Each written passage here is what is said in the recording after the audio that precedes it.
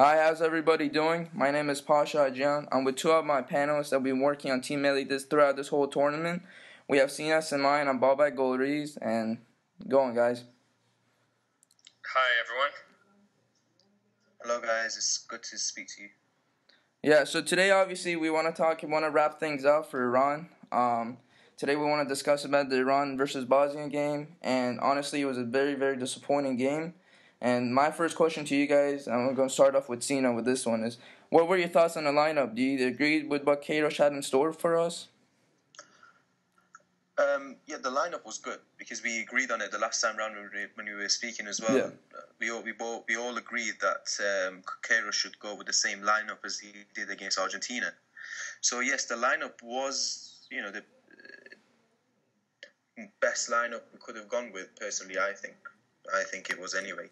But the tactics weren't necessarily what they should have been. I think as it has been a theme for us during the tournament, to sit back and defend and make sure we have that clean sheet, and then just as we go further into the game, we can attack the team and try and nick a goal. But we didn't do that against Bosnia. We kind of just sold our tactics to the fact that we needed to get the win, and we kind of paid for it by poor defending. I mean, it was a really disappointing game, to be honest. I really expected definitely more. was. I'm not saying we should have won the game, but if we were going to lose it, we could have lost it by one goal or in a tight game. But it wasn't that at all. We completely got it was a well deserved win for Bosnia, I felt. Yeah. Bye-bye. Well, lineup, I think it was expected. Like Sina said, we predicted as much. In terms of the setup, I'm not surprised of the way we approached the game because the team is set up to counterattack. But the thing was, it just felt that things were not happening for us. Bosnia are not as adventurous as the other two opponents that we've had, so they were happy to let us have more of the ball. And when we had the ball, we couldn't do much with it. We didn't know what to do, let's say. So I really can't blame the players. The thing is, our preparation has been based on playing teams where we get dominated. And as much as Bosnia were better than us, they didn't really dominate the ball as much in the final third as the other two opponents. They were happy to keep the ball in defense in their middle third and pass it around, bring the tempo down, and they wouldn't have more than three or four players in attack at any given time. So that played against our strengths, let's say, and Queiroz wasn't able to transition the game as well as he did in the other games. So it's pretty much because our players are not experienced enough in that set scenario. I mean, all our wins, if you look at it against Uzbekistan, against Korea, in the earlier games against Argentina, even against Nigeria, there was the pattern of the game was in a certain manner, and this game did not follow that pattern too much. We had too much of the ball, if you could accept that, and we didn't know what to do with it. So it was very disappointing. My whole assessment of the tournament kind of deviated a little bit after that game. I was very happy at the end of the Argentina game, except for the result. I was happy with the performance, the style, everything. But against Bosnia, at the end of it, we saw our shortcomings. I was a little bit disappointed at Queiroz. At the very least, I expected more offensive subs earlier in the game. Maybe at halftime, I would have brought on Jahanbakhsh or Ansari Fard. They came in too late. Haydari came on early. I didn't see the reason why. Overall, I would say it kind of tarnished the whole World Cup for me. Yeah, the first two games, Queiroz, his tactics were spot on. And the last game, that was basically the one that we all knew we had to win. And it was before even the tournament started, we all knew we had to beat Bosnia in the last game. And that was really disappointing. We created more chances against Argentina. We were a bigger threat against Argentina than we were against Bosnia, which that was the biggest disappointment. And the biggest disappointment, honestly, was I don't know why Susic, he didn't use the same lineup he did against us, against Nigeria. He had Kolasinac as left back, his preferred position.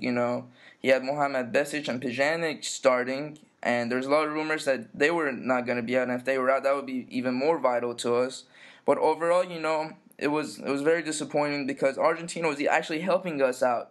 They're actually helping us to go to the next round, but we weren't helping ourselves out to go to the next round. That was the biggest disappointment at all. And the biggest Yeah, I just wanted to point two things out as well. Remember that discussion that we had last week, whether we would rather lose or draw to Bosnia, to go out, or get knocked out on coin toss. Yeah.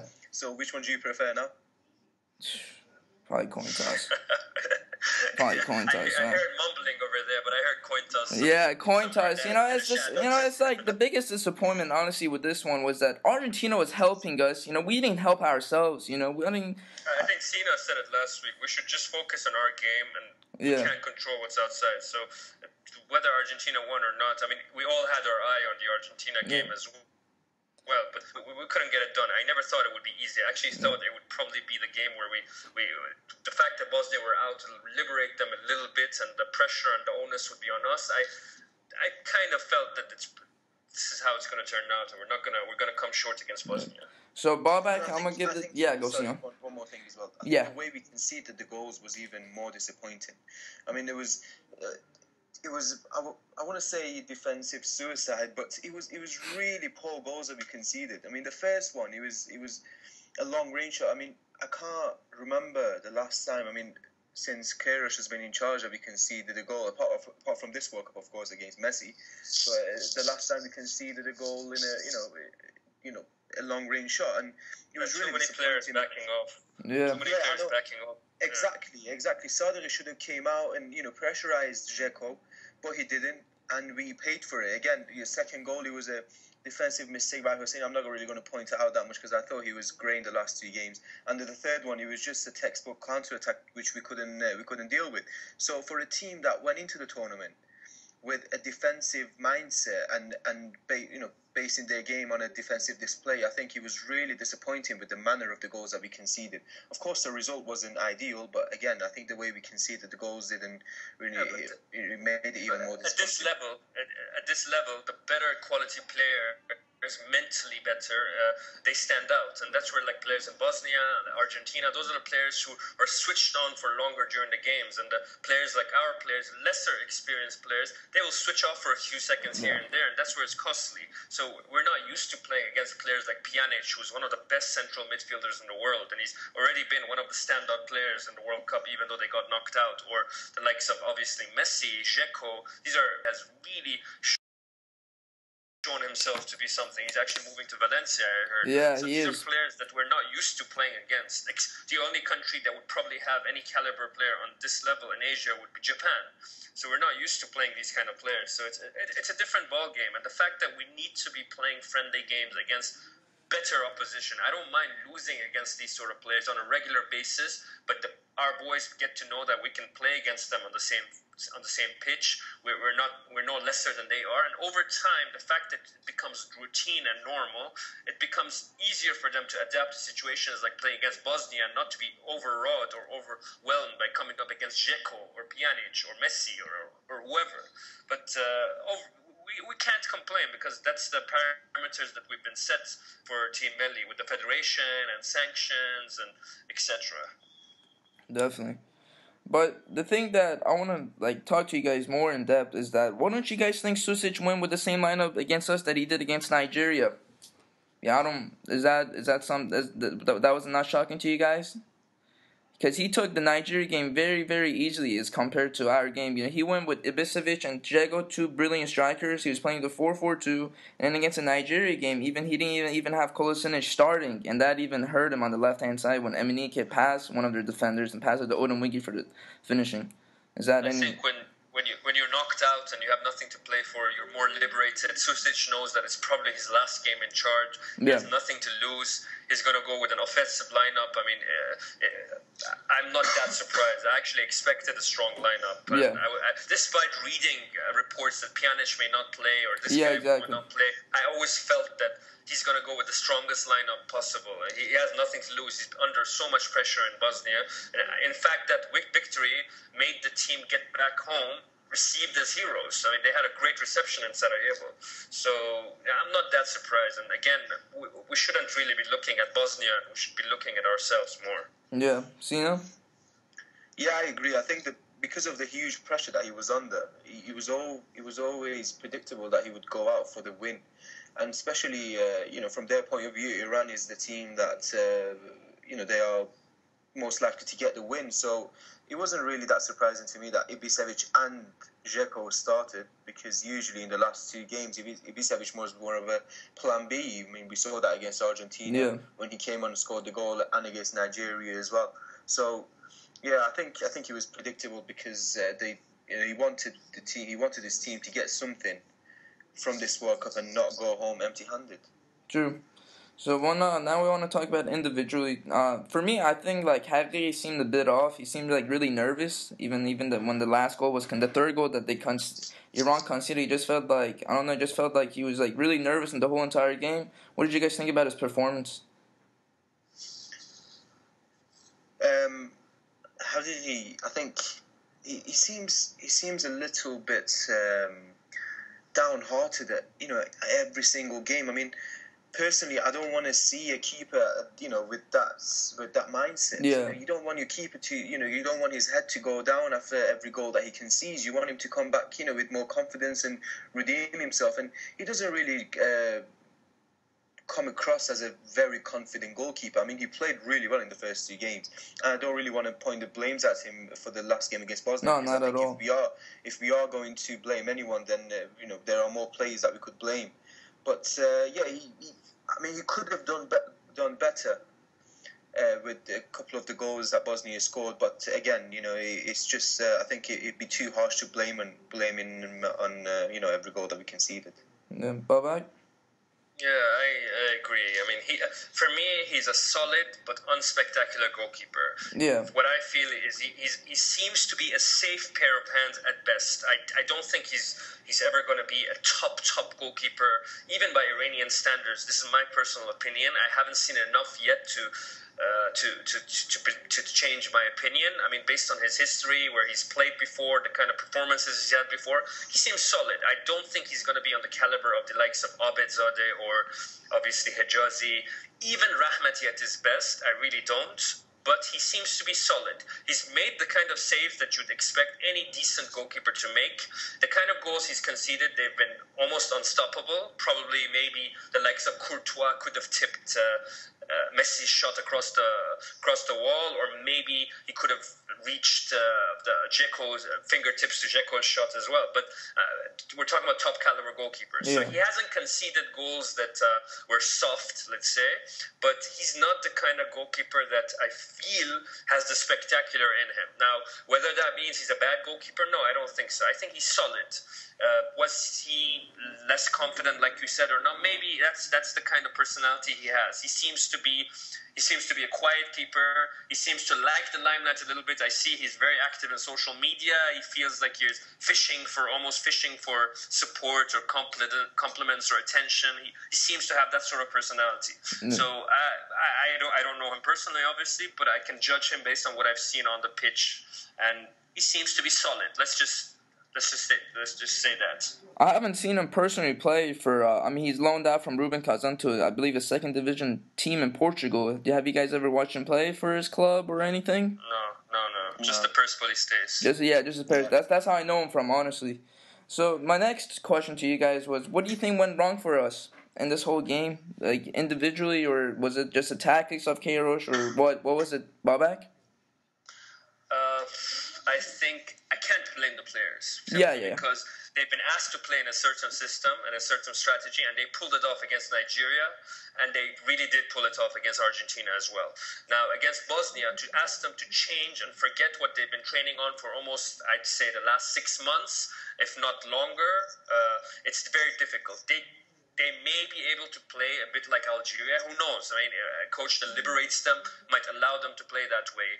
Are they good enough to pull off results that way? I have my doubts, but I really can't blame the players. I have a little bit of a thing with Queiroz's let's say, approach or changes in the game. I feel like he could have at least, okay, fine, we're not able to attack them or whatever. I would put more offensive players on the pitch anyway. I would have, halftime, I would have brought on Jahanbakhsh for sure, and I would have brought on Ansari Fard and played with two strikers earlier, maybe in the 60th minute or something, and I would have had two players there, two offensive players in a lineup, and give them more of a chance. I would have probably tried a little bit more direct because we're not good at building the play. We don't have tempo in our game, but the time we're passing it across and going forward, they've got 10 men behind the ball. So I would have gone direct to Ansari Fard a little bit more, and I would have seen what would have happened. So I don't think we gave it a shot. That's my let's say, disappointment. I feel like we had more to offer in this game through different tactics or strategy. And I will wonder what if, and that's largely stops at the door of Carlos Queiroz. Sina? Yeah, I agree. I think the way we were set to give it a go, but unfortunately it didn't work out that way at all. I don't want to say barely troubled Bosnia, but I think it was a comfortable win for them. I mean, it was really disappointing. I think honestly, it was disappointing to watch the game, and as we touched on it before as well, he wasn't the players. Even though you could say Hussein could have done better in the second goal, but I think the way they performed in the first two games, it's just you can't blame it on the players at all. They were, even till the very last second against Bosnia, they were working, they were running, they were just giving everything they had. And as Queiroz said after the game as well, he said we had mentally and physically reached our limits against Bosnia, and you could see that in the players as well. They were tired. Puladi, who was running non-stop against Argentina and Nigeria, you could see him, in the latter stages of the Bosnia game. He was really tired. He was just flying into tackles, and I think as Queiroz said, we reached our limits mentally and physically. Yeah. But one thing he did promise us was that our players would live their skins on the pitch, and thankfully they did that, and that was one thing that he did promise us. Now, my other question to you guys, we obviously talked a little bit about the substitutions. I was shocked that Haydari came in. I was obviously expecting Jahanbakhsh and Ansari. You guys both knew they were going to come in, but what do you think he brought in Haydari? Was he effective in the game for you guys or not? Sino? You have to ask Bobak, because honestly, I've been thinking about it for a week. I'm still... Yeah. So, all right, Bobak, go ahead, man. Yeah, I couldn't understand the substitution. I didn't see what he brought to the game.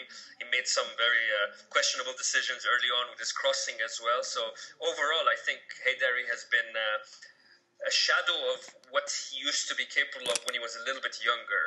He's now on the wrong side of 30. He's lost a little bit of pace. I'm not sure if he's at his best attacking from a very advanced position. He seemed to be the kind of player who would come from right back, run through, and then gather some pace and position and send the crosses in. That was his strength back in the days in Istiqlal. He's not the best. It's like putting Dani Alves in on the right side of attack and expecting him to give you the same result. On paper, you'd think, he's a very attacking player, so he's going to do me the same job. But in reality, one of the elements that is needed for a play like that is the fact that they get a high run up towards the attack in the final third. So I don't think Haydari played well in the World Cup, and the substitution. And he was our first substitution in the game. That was the biggest shock to me. I was expecting Ansari Fard and Jahanbakhsh, and then I see bloody hell Haydari. Not even fine. Haydari is more experienced than Beytosher, but I was expecting at least somebody like Beytosher that is more attacking. And I was just shocked as soon as I saw Haydari. I'm like, what the hell is this? We're down. We gotta score 2 goals to advance. When he came in, a part of me thought one of the reasons why he came in was because he decided to go with Gulcan Nejad and Dejaga as a front two. It looked like it anyway. So we were playing with a midfield 4. So I thought one of the reasons why he is coming in is because he has that running ability, so he can cover more ground in midfield to hassle the Bosnian midfield. But it didn't really look like that either. I think at the end of the first half, he realized that Gulcan Nejad is not able to hold on to the ball up front. So I think what happened was he moved Dejaga up front, and he moved Gulcan Nejad in Dejaga's position a little bit further back. That allowed us to hold on to the ball a little bit better in the final third. Dejaga had good movement. He gets tired very quickly.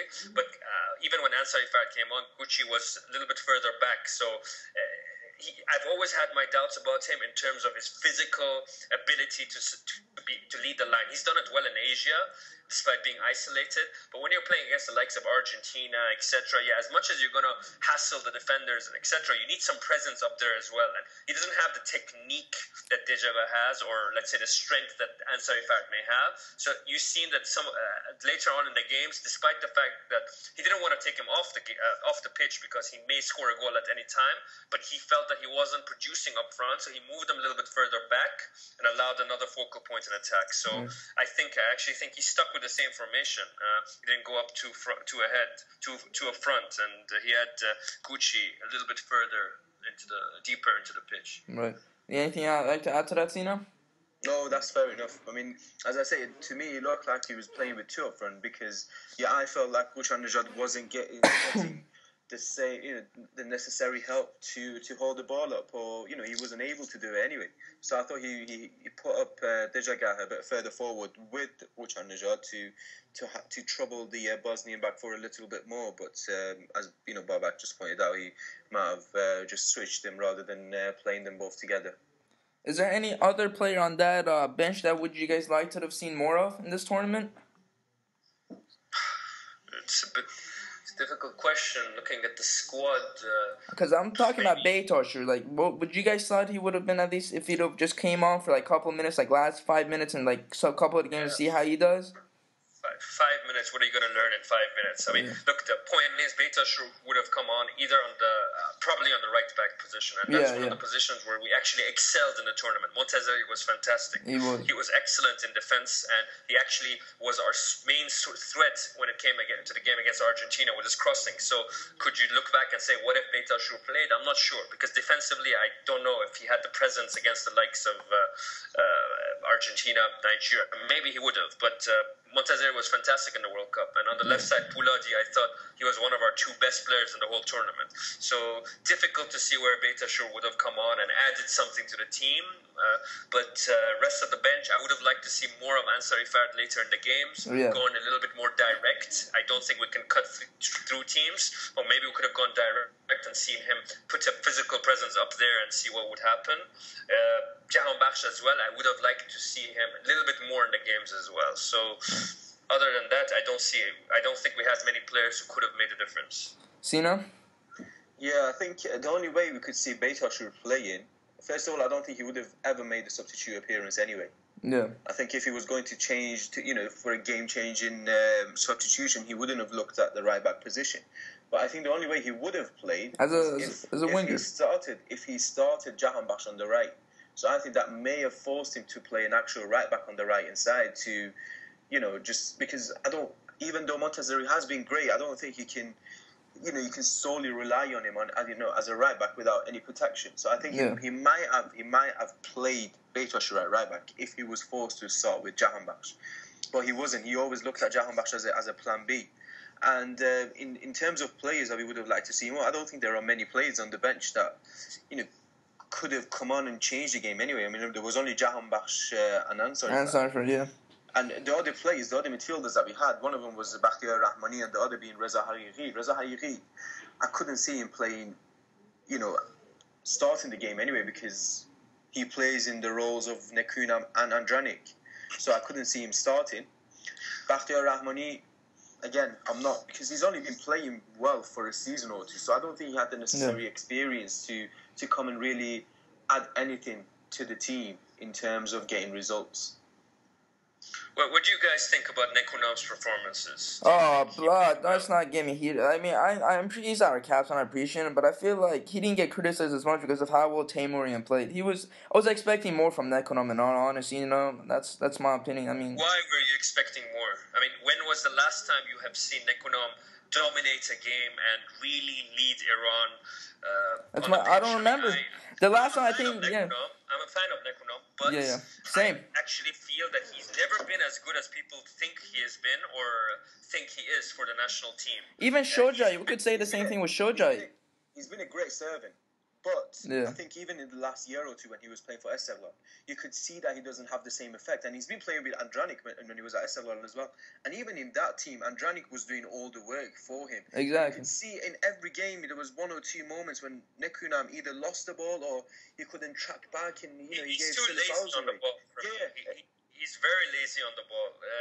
I've The seen least that he in the did was Premier assist League a goal. by a couple of players as well. Steven Nzonzi, I don't know if you watch Premier League football. Yeah. Steven Nzonzi, who's at Stoke now, he was at Blackburn, so I've watched him a lot. He's very lazy on the ball. He's a tall, gangly guy. Like Nekunam, he thinks he's better than he is on the ball, so he's dallies on the ball. He doesn't feel the danger coming onto him. And Nekunam is the same thing. He's very relaxed on the ball, and he doesn't usually. You don't have that sort of time on the pitch at this level. You know, you can't dally on the ball so much. You need to pass it, get it, pass it. Look at Xavi. Even right now at the age of 34, he gets the ball. You don't see him dally on the ball more than a millisecond. It's through to the next player. You keep it moving. You keep the tempo going. Nekunam's a little bit too slow, and I think Ando has actually covered him very well. He did the running for two people, and he's been doing it for many years. And for me, I don't want to jump ahead of it, but Andranik Temurian was our best player of the tournament for the second World Cup running. Definitely. Yeah, with Nekunam, it's not that he doesn't have the ability. I think he's got a great passing ability, but as Babak said, he takes too much time on the ball, and when you're playing in centre midfield, it's not that you know, to have the ability. Of course, you need the ability, but it comes down to your timing as well. Whether it's timing of your challenge or the passing of your movement, your positioning, and I think in the last few years, obviously, it's with his age as well. When you get to that age, you start to, you don't have the same pace and the same, ability as you used 5 or 6 years ago. So, it was kind of expected by Nekunam.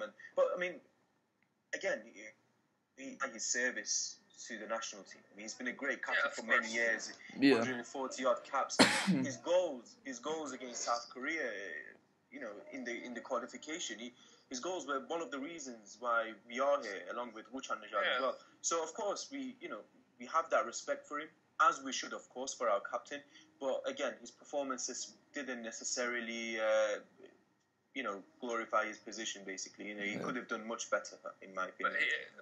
Like you say, but he's always escaped that sort of microscope on him, largely because of his position as captain, or the fact that he's been a great servant, and the fact that Temurian gets the central midfield quite settled, let's say. So you don't see too much eyes on Nekunam, while you see it on a lot of other players in different positions. I'm not criticizing him overtly, because, as you said, he's been a great servant. You have to look at his age as well. You have to look at the alternatives, which there are none, basically. So, considering everything, but I didn't expect. I've had this viewpoint about Nekunam for the last few years.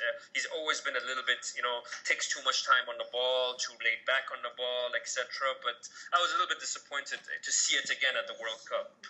Well, it could be the same thing about Shojai, But when is the last time that he actually performed so well for Iran in the qualifiers? I think it's Argentina. Shojai, he performed well against Argentina. But putting that aside, I think Shojai is it's more of a tragedy, in my opinion. I think his injuries really forced him to a different player that he used to be. He doesn't have. I still think he doesn't necessarily have the same effect as once he used to have, and I put it all down to injuries. He's had some really long-term injuries, and of course that's not necessarily going to help your development at all, even at his age, which is nearly 30, I think. So, it is disappointing to see him like this. Of course, he played well against Argentina. He did. I'm just saying for the qualifiers. I just don't remember the last time he actually, had like a decent in the qualifiers. That's the last time that Master Joy had a great game besides the Argentina game is what I'm trying to say. That's my point. I don't think he has the same effect as once he used to have, and I put it down to injuries. Babak? Yeah, I completely agree. Injuries, he's always had decision-making issues when it came to the selection of the final ball, or whether to shoot or pass. I actually felt when he broke through, I watched him in that, I don't know if it was the West Asian Games back in the day, about almost 10 years ago. He was maybe 8 years ago. He was about 23 years old. He broke through in that team. I think Iran won that tournament, and I thought at the time that this guy is going to be better than Ali Karimi. He had better close dribbling than Ali Karimi had, and that's saying a lot. That's at least my opinion. Yeah. I felt he was at an age where he could move to Europe early, which he did as well. But injuries have curtailed his career, and maybe sometimes that final selection of what to do with the ball, he's always had that question mark over him. But I thought against Argentina, he was quality, and no, we don't have anyone close to his level of in terms of dribbling, close control, etc. Tejaga has probably got the most technique, but this guy, I mean, when it comes to dribbling and when it comes to buying time by getting past players, it doesn't matter who. He did it against Argentinian defenders, Nigeria we didn't see much, but against Bosnia as well. He's got something different which no one else in this team has. I think that's one of the main things that we've been lacking for many years since Ali Karimi, kind of got over his peak days basically. But I think that's one of the main reasons why he did go and why he did play, because we don't have a alternative. We don't have anyone else in that team. We don't right now. Said, not just in the team, but I mean, I watched the Iranian league as well. I mean, there are one or two players who can fill that role, but obviously they don't have the experience. Neither do they have the European sense of playing, as we've been talking about for the past 2-3 weeks. That discipline and the mentality of going and playing in big games. So I think that's one of the reasons why he did play. But again, I always feel like it's a tragedy to see him like this, because he has so much potential, and injuries really prevented him from realizing his potential. He was a vital player for Osasuna, and right now for Las Palmas, I've seen him score a couple of screamers. But it's just disappointing to see him, not perform up to that level as he should for this national country, even with all these injuries. I think Master Choji still has a lot in store, or used to have a lot of store in for us, but because of the injuries, and the other thing I want to point out is he loses his temper really easily. Against the game against South Korea in the qualifiers, he got an easy red card out of something really stupid slide tackle. So there's a lot of against Saudi Arabia as well in 2010 qualification when we lost. Yeah. So that's the thing that always bugged me with Masters. He loses his temper really easily, and he was always losing his temper in the games. And I think if he changed that a lot too. I mean, that's one of the things that hindered him back was in the qualifiers. He just lost his temper. As soon as if he got frustrated, he'll get himself a red card, and that's not gonna help you out anywhere. But besides the point, so what do you guys think now that Group F is over with, and obviously we didn't make it, but we got 1 point out of the African champions? Disappointing, successful? What do you guys think? What do you guys think for the long head, for the future, for the present? What do you guys think? Sina? Well, remember when we did our first podcast and I said the ideal scenario for me would be to head into that Bosnia game, knowing that a result would put us in a great position to qualify, and we did that. Of course, the result, I mean, the performance against Bosnia wasn't great at all. It was really disappointing.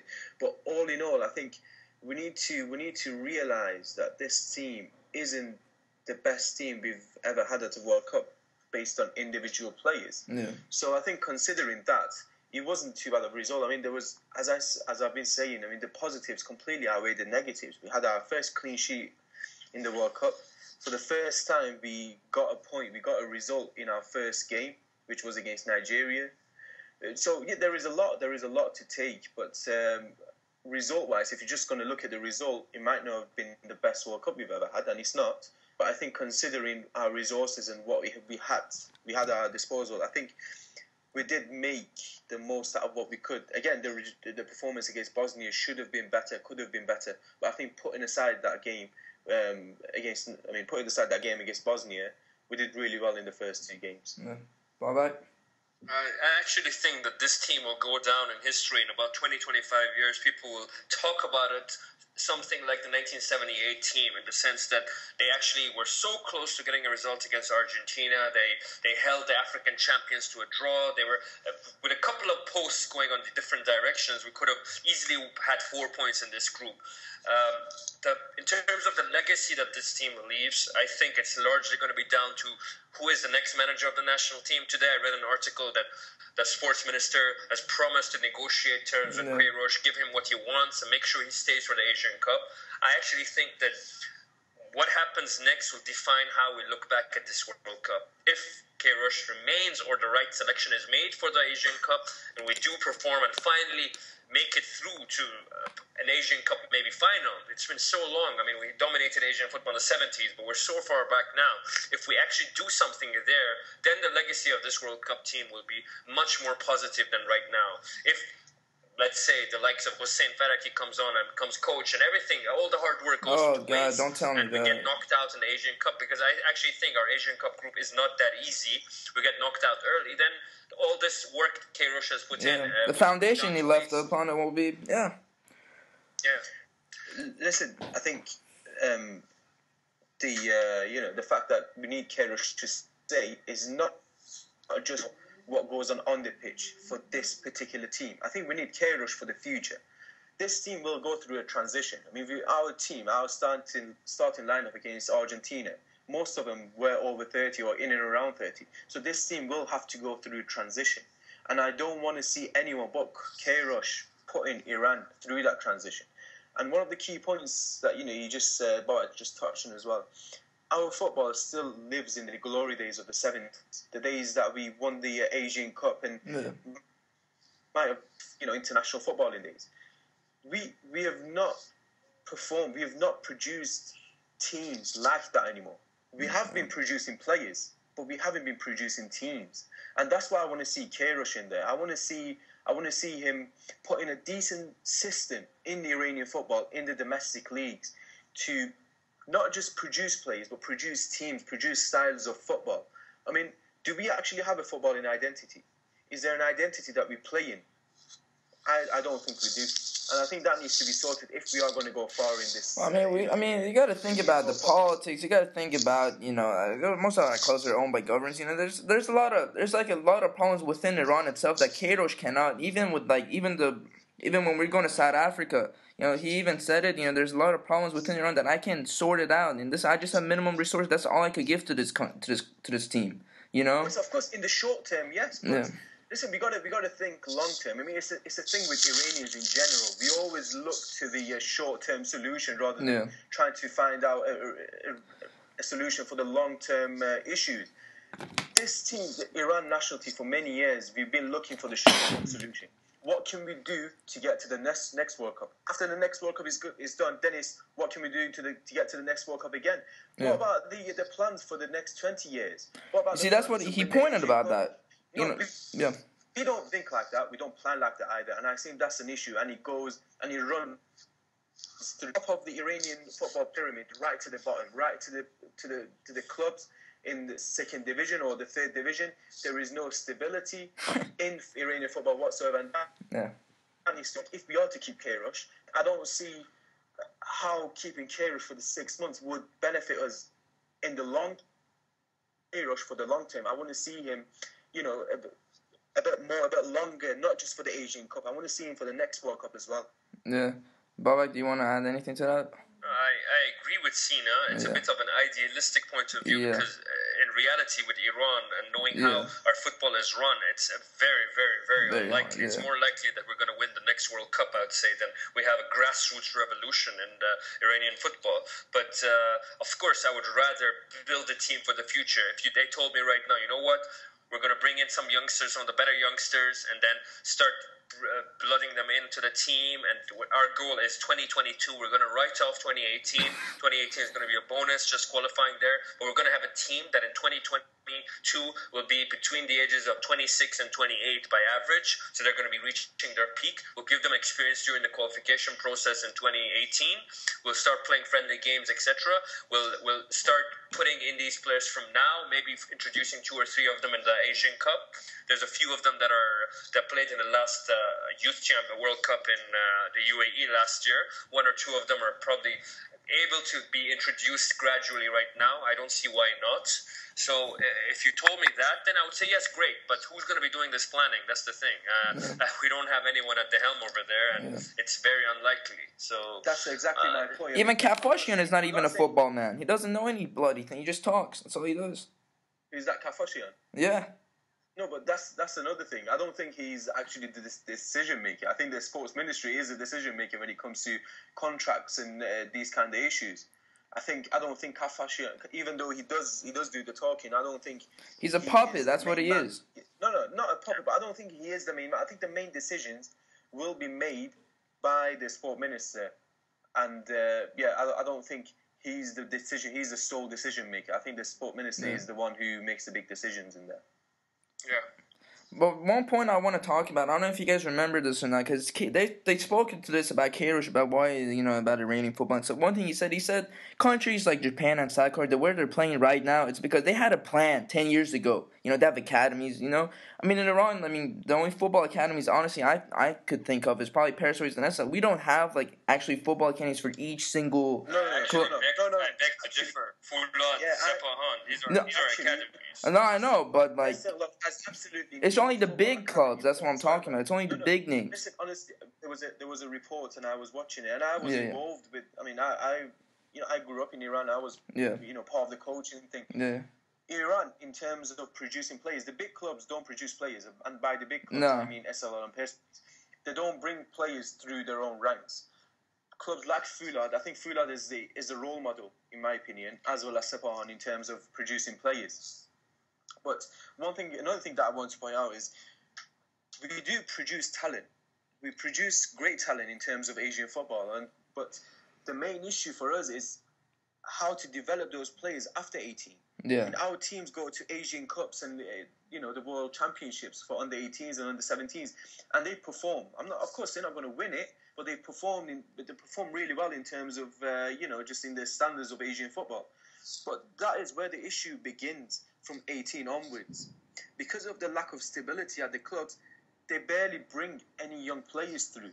Because, I mean, it's another different issue I'm not going to go into. I actually think it's professional football that's done the harm to the country, because average players start getting higher salaries, they move to Tehran, to the Big Two, they stick it out over there, they become big-headed. Look at Sadeghi right now. He's been spouting a lot of rubbish over social media, etc., over how good he is, how he should have been in the Iran World Cup team. He'll prove himself. He's got offers from European teams. Who is going to make offers for him, really? Sadeghian, I should say, not Sadeghi. The point is, I think that players should be moving abroad, and Ali Raza Jahanbakhsh is the prototype for the next generation Iranian footballer. People should move abroad when they're 18 or 19, even if it is to a lesser league, because the development and we should have tie-ins with Dutch clubs, with Portuguese clubs, with second division Spanish clubs, with our clubs in Iran, and send our players across to them and at preferential prices, etc. Let them move abroad, let them experience new football, let them understand what football is, because the tactical side of it, the mental side of it, is where players fail rather than technique. Sina? Yeah, I think there has been a lot of investment in Iranian football, but as Babak said, it's not in the field that we want to see it in. It's just giving money to players that are not worth the money at all. Yeah, I want to see that money is spent into academies and coaching and just so in the system. But unfortunately, it's all going through wages which players do not deserve at all. I mean, if you watch Iranian football, it's ridiculous. Yeah. I mean, how much does Payam Sadeghian make? He makes something ridiculous too. Pardon? Payam Sadeghian, I think he makes something ridiculous. I remember I was reading something, he was making enormous for the talent. The winger, Persepolis' winger. Yeah, I know. I'm not going to go into his attitude and personality, but I think on the field he's a good player. I've watched him for Persepolis and for Zabahan the season before as well. He's a good player. But I think in terms of attitude and personality, we talked about it in the last podcast about Rahmati and that lack of professional attitude, and he just runs through Iranian football, through the players. That sense of, well, I'm just gonna get this amount of money and stay in Iran. Well, the money makes him greedy, and it's a problem. It's a big problem in Iranian football. Yeah, of course it is, but I think it comes to, we need to educate our players on what is the priority. But it's about the Iranian mentality too. There's a lot of players on that team. Like, I mean, Payam Sadeghian, you probably thought he was like the best winger in the Iranian league. It's just there's a lot of mentality issues in Iranian football and Iranian sense in general, and Iranian culture that's talking about. There's just everything is bigger than what it seems, and Rahmati showed it. I mean, the next coach. Today Kafushian was talking about if we can't get a deal with Queiroz, our next coach is probably going to be an Iranian. And I bet you, I'm not even trying to be idealistic or anything, you might see Rahmati getting invited back to the team, I think we thought Rahmati has actually apologized and, he's realized what he's done. Yeah. In the last 2 weeks, he left Esteghlal because Esteghlal failed to reach an agreement with the clubs. I think he was a goalkeeping coach. Yeah. And Rahmati said, if you don't keep him, I'm leaving. I mean, what kind of attitude is that? Yeah. He's left and joined Paycon right now. And, you think these players would learn would learn their lessons. But unfortunately, that doesn't seem to be the case. But that's because it's just, I don't know. It's just like the Iranian league itself. There's like a lot of, I mean, there's too many issues to talk about. Even make these players look greedy. You know, I remember I was when I used to live in Iran.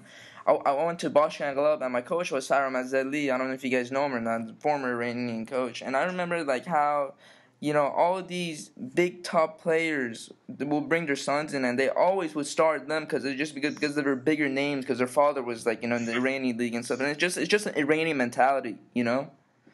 Babak? Yeah, I mean, it's a shame that it's like that, and that the problem comes from the grassroots with the older generation and the way they look at football, and it's still thinking we're too good, better than what we are, neglecting or ignoring the progress that Asian football has made. We're still living in the past. I mean, let's wake up. Japan is 2 decades ahead of us. Korea is probably a decade ahead of us. Uzbekistan is so quickly overtaking us. And by the next qualification campaign, we're not going to be as lucky as we were last time. Saudis, the fact that Saudi's been out of the picture because they've gone through a very dry spell in terms of talent has been a blessing. Otherwise, we've always had trouble with the Saudis. We have problems with all the Khalij teams. Qatar now is a challenger for us. I mean, they're not beating us, but it's becoming very difficult to beat them. UAE has their golden generation right now, and I think we're going to be surprised in the Asian Cup. Bahrain has always caused us problems. Then you go to the other side. You see China has been sleeping giants. Then you have Australia, obviously. They're going to have new players coming through. I don't think Asian football is that bad,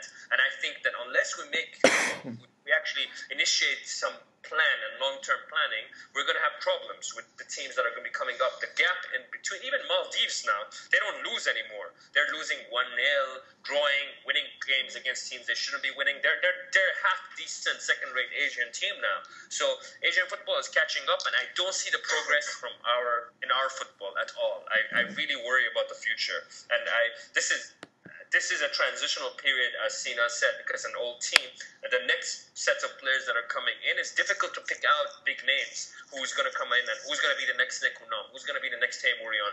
Who's going to be the next Shojai? Who's going to be the next striker? See, that is our biggest problem. That is our biggest problem because, you know, Ali Karimi right now, you know, Ali Karimi's in his, like, early 30s now, and we don't have a replacement for him. I mean, who's going to be the next Nekunam? I mean, the biggest major tournament that Nekunam and Andrana, you'll see them together, is going to be this next year. Who's going to replace him? And I think it's just those kind of factors that bothers, you know, us in general, is that we don't have a replacement for these guys, you know? I think Iranian football in general is blinded by the fact that we do produce the odd Jahanbakhsh every now and then. But, you know, we need to get the facts right. I mean, the likes of Jahanbakhsh are not the product of a well-drilled system to produce players. It's just the odd one out, you know, that gets through. I mean, we do have talent, but not many of them actually break through and play as well as Jahanbakhsh does. And I think that is a disappointment. And we will go through a period when we will realize that our football hasn't advanced as well as the other Asian nations. And that period, once we reach that period, it will be a huge I don't know what I should call it, but it's the moment that Iranian football we finally realize that as I said, they haven't developed in the past 10 to 15 years. Babak? Yeah, I completely agree. We're going to have some problems. I mean, I already think that the 1996 to 2002 team, that generation was a good generation of players. That generation pushed itself to 2006, but it was a bit too old at the time. And since then, we're kind of recycling some players. We're still keeping some of those players. Look at Ali Karimi. He's 36. For me, Ali Karimi retired at the 2006 World Cup. That was it for Ali Karimi. And he's made a living for the last 8 years. And every few months you hear people think, oh, call him back. He's our best. He's this and that. For me, he retired at that point in 2006 from really that high-level football. When he refused to come onto the pitch against Angola, which is shambles, his attitude over there, his general performance and demeanor, he completely let himself go, and he's never been the same player, obviously. And for the last 8 years, there's still people nostalgic and saying, oh, call up Ali Karimi to the World Cup team. Why? What's Ali Karimi going to add? Do you really I mean, he doesn't fit in Cater's tactics, too. Could not survive in terms of fitness at that time in 2006. 8 years later, at the age of 36 or something like that, he's going to be able to play in the heat of Brazil. What kind of ridiculous viewpoint is that, to call him up to the World Cup team? What's he going to do? What's he going to offer? Let's look at the future. Let's stop dreaming about the past of the players we've had before. Let's bring in the youngsters. I'd rather have the likes of Sardar Azmoun at the age of 19, even if he was not going to play, the whole experience of being in that tournament atmosphere. And I still feel it's a shame that he wasn't part That's of what Wilmots did with Januzaj. That's what Wilmots did with Januzaj. Exactly. Januzaj was playing. I mean, go ahead. Sorry about that. Brazil had Ronaldo when he was 17 in the 1994 World Cup, if I'm not mistaken. He didn't get a single minute, but they had him because they wanted him to understand what kind of atmosphere, what kind of pressure comes with the World Cup, because they knew that team is going to be built around Ronaldo 4 years later, and then 8 years later, and even maybe 12 years later. So having those sort of players sometimes in a 23-man squad, you're not going to use 23 men. Having one or two youngsters just for experience is not the bad thing. Instead of getting those spots filled up, exactly 3 right backs or 4 right backs or a 36-year-old journeyman. That's what England did too. That's what Hodgson did. And Luke Shaw, Ross Barkley. Yeah, go Sino. I think the whole Ali Karimi thing is just the shambles anyway. I mean, anyone who came up to me before the World Cup squad was announced and said, I don't mind Karimi being in there, I just had a right go at him. It's a ridiculous statement to make, which Babak completely, explained anyway. But another thing that I wanted to point out is... Because we're in the past, mate. Everybody wants us to go to the past. That's the problem with Iranian... In general, is Iranians too. No, but I just wanted to point another thing out as well. This current team, how many players of them are not actually born in Iran? Tanejad and Dejaga, probably 2 main players, are not born in Iran. And Davari too. I actually think they're both born in Tehran. You're right. But my point is, I want players who are produced in Iran to perform for Iran. I don't want us to turn into another Algeria. I don't like Algeria, Tommy. How many of their main players are born in France, and as in they're raised in France with that sense But to be fair, a lot of those Algerian players, they always identify with being Algerian, even when they're in France. I mean, they don't really identify with being French. It's not the same as, let's say, the Qatar national team. I mean, it doesn't bother me as much having players born abroad or lived abroad. I'm an Iranian who grew up abroad as well, and I know how I feel about my country and my football team. So that doesn't bother me as long as they care about the national team. And considering the fact that they come with a different footballing mentality, end of the day, if you remove all the players we brought from, the likes of Gucci and Dejaga, you remove them from this team, they wouldn't even have made the World Cup. That's for sure. Dejaga is our best player, and Gucci is the first half-decent striker we've had since Ali Dai. So if we can unearth a few of these guys abroad, I don't see the problem. I mean, in the short term, I have a question for you guys. This is a great point. That's the thing that I'm trying to point out. One minute. Sorry. No worries. In the short term, it's a great solution.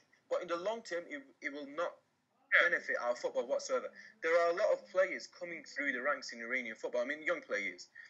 How would they feel, seeing players who've played abroad all their life and were brought up in European countries to come and play for Iran? Maybe it'll inspire them abroad when they're 18 or 19. Maybe they'll look at Jahanbakhsh and the likes of Dejaga and the others and say, playing abroad means I get preferential treatment or I get selected if they want to look at it, which I actually think the likes of Beitashour and Davari showed that, it's not about just playing abroad, it's about how you show yourself. So playing abroad does maybe give you a helping hand, but at the end of the day, it doesn't guarantee you're going to play for the national team. So Davari and Beitashour, neither of them started. You had Mourouzi before. He was an average player. He never made it to the World Cup squad either.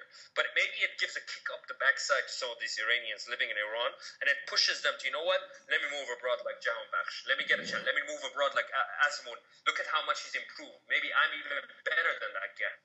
So maybe that'll inspire a lot of these younger players to move to European football at a younger age, not in your mid-20s or late 20s, because now football is different. People don't take a chance on you when you're in your mid-20s and you come from Asia or Africa. You have to be a teenager or a maximum 20 or 21 years old.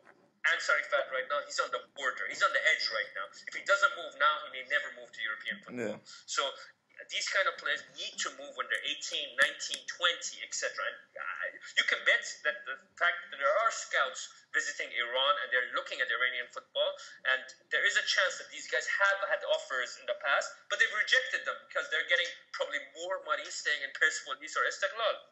Yeah, that's my point about Davari and Beitashour. I think it should be a lesson, but not a solution. It shouldn't be a solution in terms of just getting results for the national team. Listen, young players let's say if there is a player in the next season or two in Iran and he plays really well, I want to see him given a chance in the national team. I want to see him perform, because sometimes the scouts pick up players who play, international, international level, and they perform well. So I want to see him given a chance. But as you said, yes, that should be a lesson. That should be, a lesson that they should understand. They should, move to Europe and develop themselves in there. But it shouldn't be a solution in terms of the national team. I don't think we should just go out there and pick up players who are born in Iran and raised in European football just because their development was in Europe. I don't think that we should just pick players because they're playing in Europe. But you can see the footballing mentality is completely different. Is there any Iranian player anywhere close to Dejaga's level in terms of ability, let's say, or Gucci when it comes to as a striker? Yes, he may not be the world's best striker, but his understanding of the game, the way he gets players in, his movement, he's constantly moving around, even leading the line as if he's 5'10" maybe, or 5'9". He's leading the line against bigger and better defenders, and he's isolated. He gets frustrated, but he still keeps on going and going and going. That's what European football teaches you from a young age when you're 10, 11, or 12 years old. It teaches you the mentality of how to play football. I want to keep just the fact that I can keep the ball up 300 times. I have a lot of technique, like Iman Ali, one of the people Iranians think that he was like a godsend or something. I think he had amazing technique, but he never had the execution in terms of getting the output from that technique. I've seen Ali Daei, for me, is the perfect example, and Ali Karimi on the other side. Ali Daei did not have any technique or natural ability other than his determination, hard work, and his finishing. Ali Karimi had technique in abundance, dribbling skill, ability, etc. One of them reached playing for Bayern Munich. The other one played for Bayern Munich as well, but one of them purely through perseverance. If Ali Karimi had Ali Daei's heart, I guarantee you he would have been the greatest Asian player of all time and one of the best players at that time in the world, maybe top 10 for sure, because people like Mahtabikia, Hashemi, and Ali Daei, they may not have technique or a natural ability, but they have determination, hard work, perseverance, motivation. And then you have players like Ali Karimi or a lot of others who don't have that heart to go with their talent. And that's the problem here. I want to keep this to this topic. I have a question for you guys. Now that, obviously, what Queiroz has done for us, he's brought us this European place. He gave us a foundation that, it's going to be a transition period, and I hope our next manager is probably going to be an Iranian.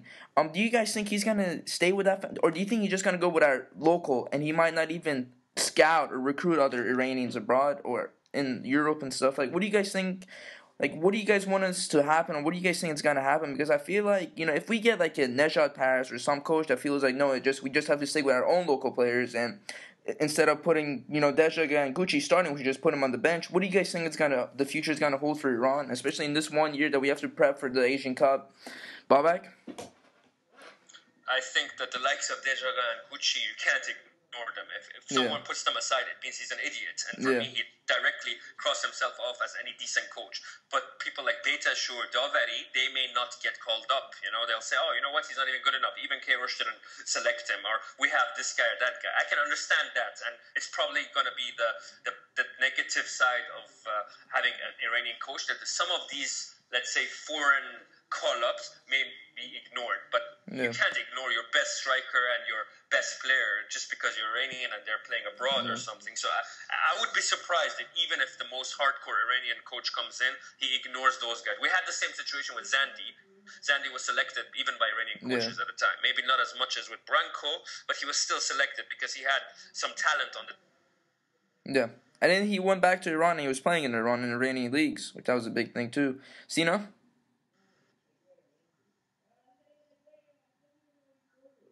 They can't beat them. They have been possibly two of our best players in the World Cup, apart from Andranik and Pouladi. So it'd be very, very silly to ignore them. But the likes of Beitashour, Davari, personally, I don't think if they wouldn't get into the starting 11, I don't think they should be in the team. No. I mean, that's my personal opinion. But as I said, I think in terms of right back, for example, with Beitashour, I'm not saying Mahini is a great player, but I think if you're going to put him on the bench, I'd rather Mahini be on the bench than Beitashour. Or even Davari. If Davari is going to sit on the bench, then why not just put an Iranian goalkeeper on the bench as a third choice goalkeeper? But then again, that's my personal opinion. If those European-based players, if they're European-raised players, if they would get into the first 11, then fair enough, call them up. If they wouldn't get into the first 11, then personally, I don't want to see them in the squad. I'd rather see Iranian-raised players who've been playing in Iran get into the squad. Yeah. So let's now talk about the Asian Cup games we're gonna have in a year. Obviously, it's the new coach we're gonna have. He has to prep the team for a year, and most likely it's probably gonna be a local Iranian coach. What do you guys think it's gonna happen? Honestly, just give me your thoughts, Sina.